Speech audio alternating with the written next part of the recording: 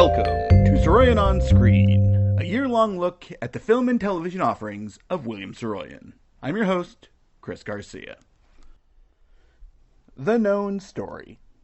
William Saroyan's most beloved play, The Time of Your Life, was birthed in a hotel room at the Great Northern Hotel in New York City on May 8th, 1939, in a fit of inspiration. That was the day he sat down at his typewriter and began work on the play that would define him for so many, completing it in 6 days. This is fact. Except it appears to be only partially true. In Saroyan's note at Stanford's Green Library, there are a series of notes written on scraps of paper about characters dating back to at least 1937 that are clearly Nick and Kitty Duvall and Tom from The Time of Your Life. Nick is even given the same name and described as a barkeep and benefactor of the shiftless.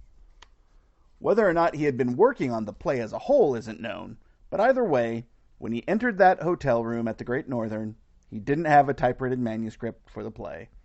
And when he emerged, he did. The show hit Broadway on October 25th, 1939, after difficult tryouts and continually reworked in both New Haven and Boston. Once coming to New York, the play was an immediate success, eventually garnering both the Pulitzer Prize, which Saroyan turned down, and the New York Drama Critics Circle Award, which he accepted. The show had runs in 1939 through early 1940, and again for 32 performances in late 1940. Almost immediately, interest came in from Hollywood to bring the play to the screen, though apparently not from the major studios. Independent producers had correspondence with Saroyan inquiring about purchasing the rights to the play, though Saroyan doesn't appear to have taken them very seriously. Perhaps he was waiting for bigger fish to bite the line. In 1941, though, Saroyan pulled something of a stunt, using the possibility of The Time of Your Life as a movie. Attention! Metro-Goldwyn-Mayer, RKO, Paramount, Warner Brothers, 20th Century Fox, United Artists, and others. Let's do some wartime business as follows. Thanks to the American people and the American way of life, you don't need money and I don't need money. I hereby offer to you, absolutely free of charge, all motion picture rights to my play, The Time of Your Life. My terms are the simplest and most equitable. Everybody connected with the making of the picture, including the studio, its equipment, and executives, shall donate free of charge his time, talent, or technical services. Every penny of the proceeds shall go to national defense. I believe in this emergency, and I believe you believe in it. You and I both need the American way of life even more than the millions of men in the military and naval services. We owe these men, their families, and our government something more than mere dislike of the enemy, and we have no right to be any less personally involved in the present emergency than they. I believe that art, in its way, is as great a weapon for the defense of right as a strong army and a strong navy. Let's not get richer in material things until the day after tomorrow. And let's not be poverty-stricken in spirit at a time which so graciously invites generosity. You can reach me at 1821 15th Avenue, San Francisco. Yours truly, William Saroyan. Variety ran the ad, and then had a response to it the following week. Good publicity. Film industry's good-humored reaction to Saroyan's ad. Reaction to film studios to William Saroyan's full-page ad in last week's Variety, offering screen rights for free to his play, The Time of Your Life, was good-humored brush-off, predicated on the playwright's penchant for publicity. If we really wanted it, we would have bought it long ago, while it was still on Broadway, one exec observed. Saroyan's terms were that everybody connected with the picture, including the studio, its equipment, and executives, shall donate free of charge his time, talent, and technical services. He proposed that the proceeds go to national defense.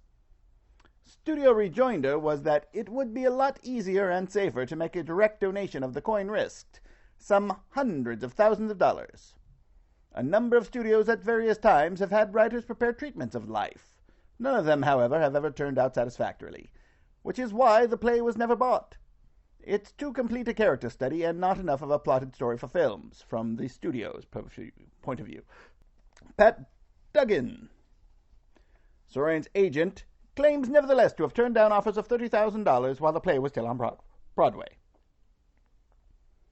This, we believe, is true, as both Duggan and Harold Matson, who acted as agents for Saroyan at various times, mentioned that he had significant interest in letters to Saroyan in 1940. Saroyan's response to Variety's response was predictably testy.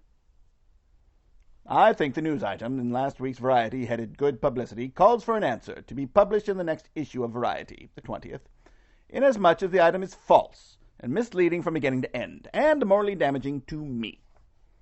To begin with, it was awful white of the movie boys to react with good humor to my offer. A sort of hearty false good humor, you might say, like the cheerful ha-ha of a man whose bluff has been called. Whoever the exec was who remarked, "If we wanted it, the time of your life, we would have bought it long ago, while it was still on Broadway," is a cracked exec. And I think Variety ought to print the names of people it quotes. I would like to know which exec it was who made that crack. How does he know he would have bought it? Does he mean that if a film exec wants a play by anybody, all he's got to do is go out and buy it? I'm liable not to say hello to the man a second time I see him just because I don't like the way he thinks. How can this exec decide for me if he wanted my play, he could have it? How would he get it? By money or charm or what? The Time of Your Life has never been offered for sale. It is not for sale now. It is not a scenario, it is a work of art. I quote Variety's news item. It's too completely a character study and not enough of a plotted film from the studio's viewpoint. Who is this great critic? Again, a number of studios at various times have had writers prepare treatments of life. None of them, however, turned out satisfactorily, which is why the play was never bought. What is the meaning of such nonsense?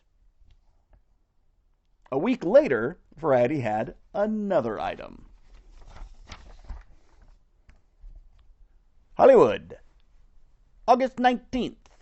William Saroyan's offer to turn over the film rights to The Time of Your Life to be screened free of any rights charges for the benefit of national defense was accepted by Lester Cowan, Columbia producer, with certain exceptions. Cowan's acceptance was contingent on technicalities and at least some of the players being paid for their services. Saroyan's original idea of everybody connected with the picture working for nothing, free of film rights, is estimated at $25,000. Of course, Saroyan was quick to rebut this statement.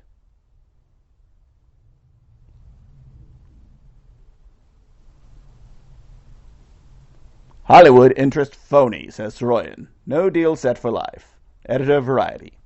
Correction. My offer to the motion picture manufacturers has not been taken up, as per your August 20th issue. Telegraphed Harry Cohn, a motion picture manufacturer operating a studio, expressing my enthusiasm for Columbia Studios' acceptance of my offer, but received no reply. Does Warner, definitely interested in truth. My assertion sent was published in your paper at my expense to show my good faith. I was sincerely eager for the offer to be accepted on behalf of national defense. I am convinced now, however, that Hollywood's interest in national defense is phony. Consequently, the play is again for sale at the regular price of $250,000. This money will not be donated to national defense. As is the case of all other similar sales, it will be donated to the playwright. I have set this price, which is large as a sale price, on the basis of sales recently made to other playwrights for other American plays. I, nobody else, can determine the value of a work of art of which I am the author. Anybody regardless can have the film rights to the play for $250,000. Anybody I respect can have it for nothing.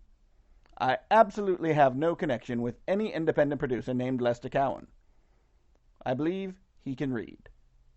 Now let all liars and thee about that. William Saroyan. Lester Cowan, a Columbia indie producer, had expressed interest in Saroyan's play The Time of Your Life, and Variety so reported in its August 20th issue. Was there actual interest from Columbia? There are letters from Cowan and Columbia in the Saroyan collection, though none address the matter of the time of your life before 1946. Variety's pieces appear to have been written by Abel Green, who was a friend and correspondent of Saroyan's for decades, and also one of the most in-the-know people in all of Hollywood. So it might merely have been rumor that made its way to Green. It's impossible to know, as Saroyan did not write about it in his journals. This seems to be Saroyan's last interest from Hollywood on The Time of Your Life before he went to MGM to make The Human Comedy. Things did not seem to pick up on getting a film made of the play until after Saroyan was back from the army. Shortly thereafter, he was in need of money. His latest novel, The Adventures of Wesley Jackson, was not the success he had expected. Saroyan knew that his most valuable property was The Time of Your Life. At that point, he went back to friend and MGM executive Arthur Freed to see about renting the rights to the play to Metro-Goldwyn-Mayer. And Freed was interested. Saroyan waited a week and heard nothing, which he took as a brush off. This seems to be what Saroyan was referring to in a journal entry from July 2nd, 1946. The hoped-for Hollywood deal, which was to bring me $50,000, is temporary, at least. A hopeless affair. This led to Saroyan sending out feelers to every major studio and producer, including RKO, Warner Brothers, and 20th Century Fox. Saroyan had several people working to make a deal for him happen. Arthur Lyons, famous for having managed Jack Benny's career and turning him into one of America's biggest stars, was working an angle with RKO, while Ben Medford had gone about working to get Saroyan a deal at Warner Brothers. Lyons also assigned one of his men, Ned Brown, to shop the piece around to various independent producers. Saroyan had been in contact with Medford dating back to at least 1934, when Saroyan was inquiring about bringing his stories from The Daring Young Man on the Flying Trapeze to screen. The two reconnected during Saroyan's time working for MGM. They came together again after they returned from the service. Medford brought the screenplay to Warner Brothers and caught the attention of producer Jerry Wald. Wald and partner director Delmer Davis were interested in buying Saroyan's play, and Medford tried to set up a meeting between the parties in late 1945. Dear Bill, just left Jerry Wald. He is very interested in your play, The Time of Your Life. I know I could make one of the following deals. Have him purchase the play outright, and also a deal if you're interested in doing the motion picture script. Wald is one of the top producers of Warner's. Also feels sure could get $100,000, definitely, for you to do a motion picture script on an idea that you may have. Could I bring Wald to San Francisco to discuss this play with you? It doesn't appear that this meeting ever took place, though Medford kept at Warner Brothers throughout the first half of 1946. He gave Saroyan regular updates, and at some point, Saroyan dispatched his cousin, Ross Bagdasarian, to attempt to bring the deal about, even giving him $500 for expenses. There is an interesting and confusing note here as well. Within the Saroyan papers at Stanford is a contract where Ross Bagdasarian apparently rented the rights to The Time of Your Life for 5 years. This would have meant that the rental period, during which Bagdasarian would have to finance, shoot, and release the film, would have expired in 1951. The contract is signed by William Saroyan and dated February 25th, 1946. This would have been after the conversations at Warner's had started, so it's unclear what Saroyan had intended. A letter from Ross on May 8th, 1946 asks, "Haven't heard from Ben since I last called you," which seems to indicate that whatever deal Saroyan was pursuing with Warner's must have included Ross. The letter indicating Saroyan had sent $500 to Ross to cover expenses was dated May 3rd. It seems that Ross was in conversation with Medford and Warner, though at what level isn't exactly clear. Perhaps Saroyan thought that renting the rights to Bagdasarian would make it easier to deal with Warner themselves, since Bagdasarian could do it in person. A major reason Saroyan was looking at multiple film projects was his extreme need for money. He was in deep to the IRS for back taxes, owed money to family members, restaurateur George Mardikian, and even to his publishers. To help bring in money, he was gambling more and more, often losing, though a few times managing to square some debts on long shots coming through at the track.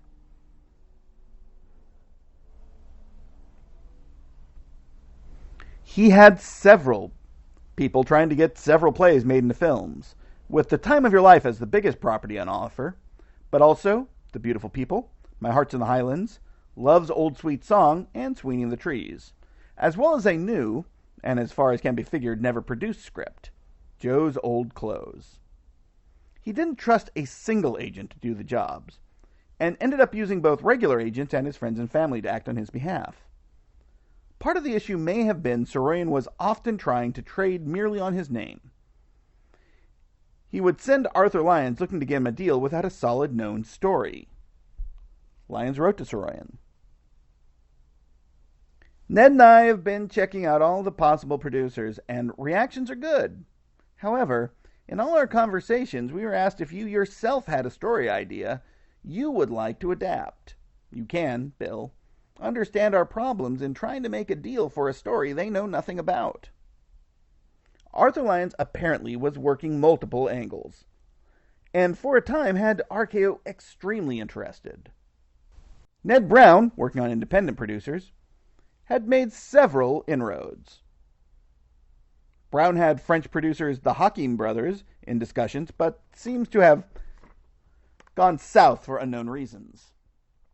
Saroyan's army buddy George Stevens, then working at Liberty Pictures, apparently had some interest in adapting My Name is Aram, but was busy on other projects. Brown eventually settled on targeting William and James Cagney, doing business as Cagney Productions. Jimmy Cagney was one of the biggest film stars in America during the 1930s and early 40s. He was arguably the best-known tough guy actor of the day. His career had cooled somewhat by the late 40s, arguably having peaked with his Oscar-winning performance as George M. Cohan in Yankee Doodle Dandy. His brother, William Cagney, was a producer who had spent time as an actor in the 1930s. He handled James Cagney's business affairs, including negotiating contracts. Jean Cagney was the younger sister of the brothers, and she had been acting often alongside Jimmy. The three of them were the founders of what would become William Cagney Productions. Saroyan really wanted multiple projects going, and even after the Cagneys bought The Time of Your Life, Brown was still pitching them on The Beautiful People. July 2nd, 1946, Ned Brown wrote to Saroyan discussing William Cagney. William Cagney has telephoned and reported he does not think The Beautiful People is a commercial property. The Beautiful People had not done well in its Broadway run, but clearly Saroyan thought it would make for a good, or at least sellable, film. He had sent copies of it to various other studios and producers, including David O. Selznick and Darryl Zanuck. James Cagney had been a fan of Saroyan since My Heart's in the Highlands, and younger sister Jean had been a correspondent with Saroyan dating back to at least 1942, when Saroyan sent her a copy of the book of plays Razzle Dazzle. William Cagney appears to have only written him starting in 1946, when work began on The Time of Your Life. Saroyan went back and forth with William Cagney about casting. Saroyan knew that Jimmy and Jean were going to play Joe and Kitty Duvall, the main characters originally played by Eddie Dowling and Julie Hayden. Cagney wanted more stars.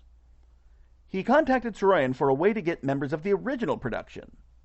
Gene Kelly, who had several projects going at the time, Celeste Holm, who agreed and backed out due to other commitments, and William Bendix, who had played a cop in the original, but came to the film playing the barkeep Nick, owner of Nick's Pacific Avenue Saloon.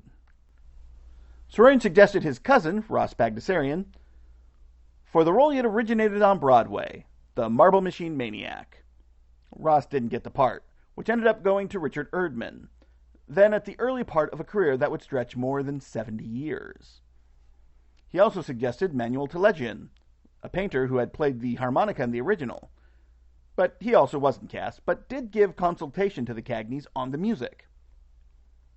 James Barton, a veteran of stage and a few memorable screen appearances, was cast as Kit Carson.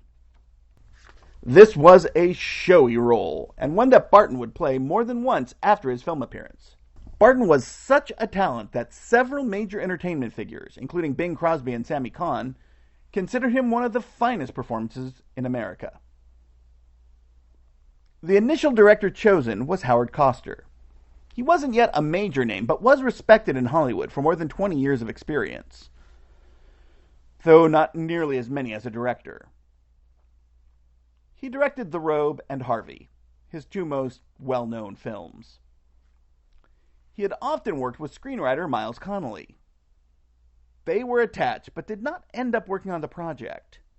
Koster was replaced by H.C. Potter, then known for his stage producing and for directing Blackmail in 1939, and Hellzapoppin' in 1941, which became a smash hit. With Koster off the project, Connelly left, and the script was written by Nathaniel Curtis, writer for The Harvey Girls, but would spend much of his career later writing for television. The matter of how much of the script he actually wrote is a matter for debate. The screenplay uses much of the script from the stage show word for word, and mostly the additions were to make the scenario flow better for the screen.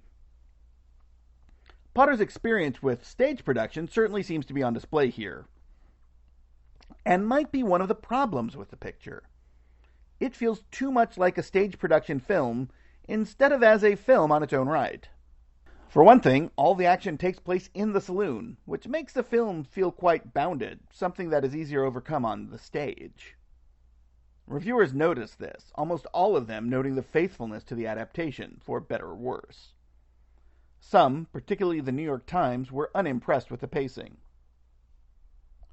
For the Time of Your Life is a movie which gets nowhere at a rate of speed that so fitfully jumps from slow to breakneck and back again that it rattles the teeth. And later added, but for all their surface definition as picturesque characters, there is little depth or development in any of them during the film. Perhaps the most interesting of the criticism came at the end of the Time review. For the last few minutes of the pictures are plain fist-slinging slapdash burlesque, after which the exhausted bartender holds up a final sign which reads, "Enough is enough." That has a story behind it. The original play's ending was Kit Carson shooting the vile vice cop Blick. This ran afoul of the Hays Code, the Hollywood code that made several things verboten in mainstream motion pictures. There could be no crooked cops. There could be no story which ends with cops being killed without the perp being punished. Thus, the Cagneys had to change that. They approached Saroyan to write a new ending, having already had to change Blick from a cop to a stool pigeon, and knowing they would have to make Kit Carson not the killer. Even before discussing rewrites with Saroyan, they shot a new version of the ending, a fight where Joe KOs Blick and Carson tells one of his tall tales about how he shot a jerk named Blick in a saloon in San Francisco once, actually echoing the ending of the original theatrical version, to a degree, at least in the telling of the events. On stage, he's confessing. In the film, he's making up a new story. The Cagneys asked Saroyan to write a new ending for them, and the response was not what was expected. To give a play a new ending means to make a new work of art of it, and while I do not like to think it is necessary, I am willing to take your word for it, and I am willing to interrupt very important work in order to do it. He later followed up with, I hope you will not find $50,000 as too large an amount for me to be thinking of in this connection. It was, in fact, too much, with Cagney noting, we naturally found it impossible to accept your proposal of $50,000, for you were supplying us with a comedy finish to our picture. This ending actually falls more in line with the character of Kit Carson, if you believe he is merely an old man telling tall tales. which is how so many took Carson in the original play up until the ending. That's a choice, for certain. Saroyan once again appeared to talk himself out of a paycheck here. They already had the comedy ending in the can, and while it is incredibly non-Saroyan-esque, it worked at wrapping up the picture in a way that could get by the Hays Commission. While the Times had hated it, Variety said, "The result is more pat and conventional fade-out, but one that retains much of the beauty of the original." Not all reviews were negative, with the Florida Times-Union saying, "It's not a great motion picture, but an unusual one, with a fund of humor and humanity in the work." Nearly every review praised Cagney and Barton, and the Hoofer played by dancer Paul Draper. Many said that the entire cast was very good, and watching it today, it's clear that part of it was this: the pacing allowed to give the scenes long pauses and weight in the delivery. This also feels stagey, especially when considered in the light of today's acting traditions. Audiences did not take to the film. Part of it was that James Cagney had rarely managed to click with audiences except in his tough guy persona, the notable exception being his turn as Cohen in Yankee Doodle Dandy. The reviews didn't help, and the deal with United Artists to distribute the film does not appear to have been well conceived.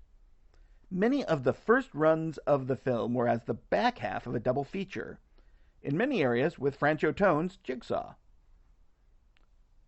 In a side note, Tone would later play the role of Joe in an international touring version of The Time of Your Life. The film was not a success financially, though Saroyan did end up making a fair amount of money because of it. Eddie Dowling took a version of the play on the road, and several companies produced new productions around the world. This renewed interest brought in a dependable, if not quite accurate, if not quite adequate, income stream for Saroyan, which started to make headway in on his debts. He would never fully catch up, and that would serve as part of the reason for his relocating to France in the late 1950s. As was Saroyan's way, he was still trying to find ways to make money off of every production and property he held. And television was clearly ascendant in 1949. He was in touch with various groups about doing a television version of The Time of Your Life as early as 1951.